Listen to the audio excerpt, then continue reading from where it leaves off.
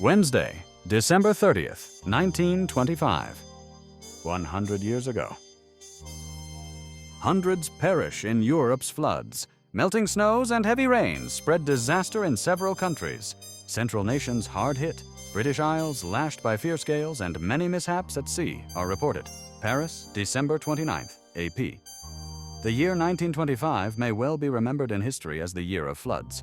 In practically all Western Europe, the year ended with the worst deluges and disasters in the memory of man.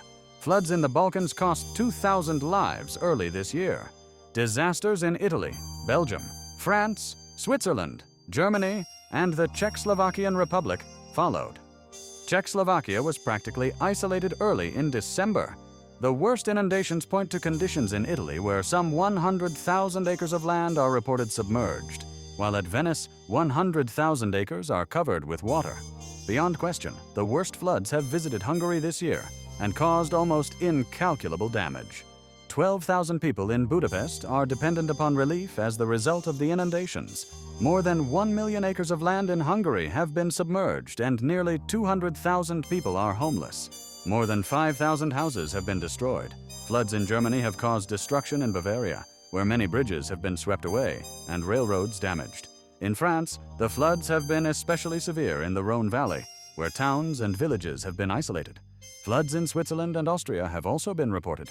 In the British Isles, fierce gales have caused many mishaps at sea. Several vessels have been wrecked and many lives lost.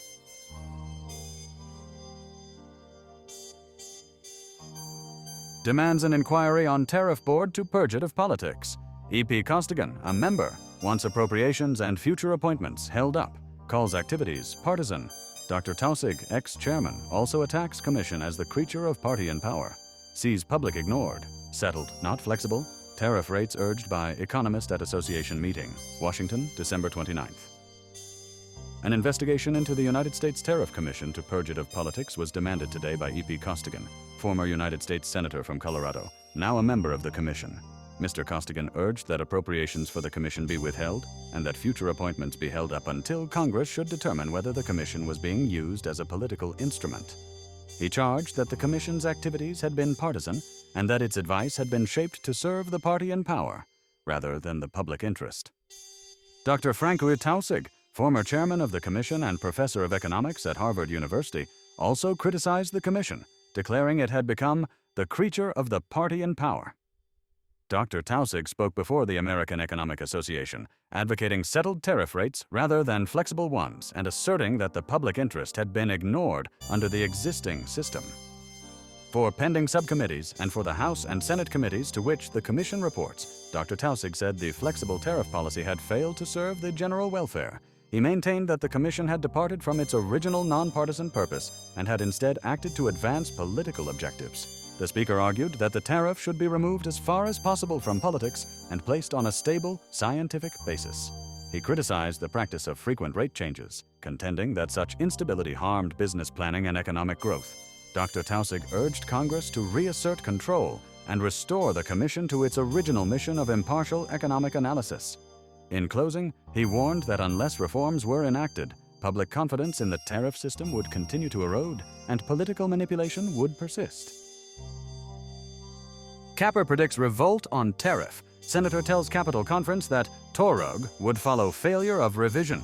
Party leaders worried. Farm revolt measures are now expected to be tried in next Congress. Special to the New York Times. Washington, December 29th. Senator Arthur Capper of Kansas predicted today that failure to revise the tariff would result in a political revolt throughout the agricultural regions of the country.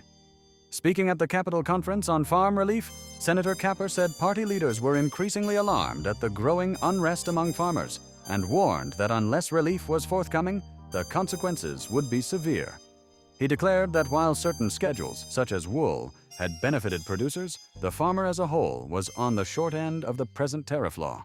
The senator said Western farmers were compelled to buy in a protected market and sell most of their products on a world market basis, a condition he described as fundamentally unjust. There is a growing feeling in the West, he said, that there should be an entire readjustment of the tariff in the interest of the farmer. Senator Capper stated that this sentiment had already taken concrete form in the McNary-Haugen bill, which sought to address the farmer's position under the tariff system. While the measure had defects, he said, it represented an honest effort to deal with the surplus problem. I am in entire sympathy with the purpose of the movement, Senator Capper said. Something can and must be done. We must get down to brass tacks and deal with the farm surplus problem. He noted that many Western senators had supported amendments to reduce tariff schedules and that while these efforts failed, the pressure for general revision was growing. If something is not done, he warned, this sentiment will continue to grow. Administration attitude assailed. At an evening session, Mr. Willard sharply criticized the Tariff Commission, calling it a futile sham, and charged that its most important recommendation, a lowering of sugar duties, had been delayed by President Coolidge. The commission was then made over by the president, Mr. Willard said, to suit his wishes. He argued that the tariff should be removed from politics and placed on a scientific and impartial footing. Mr. Lewis criticized Congress for levying tariffs on thousands of articles not produced in the United States, calling it an unnecessary burden on consumers. Former Senator Walsh stated that the high tariff had suppressed competition and encouraged monopoly, benefiting special interests at the expense of the public.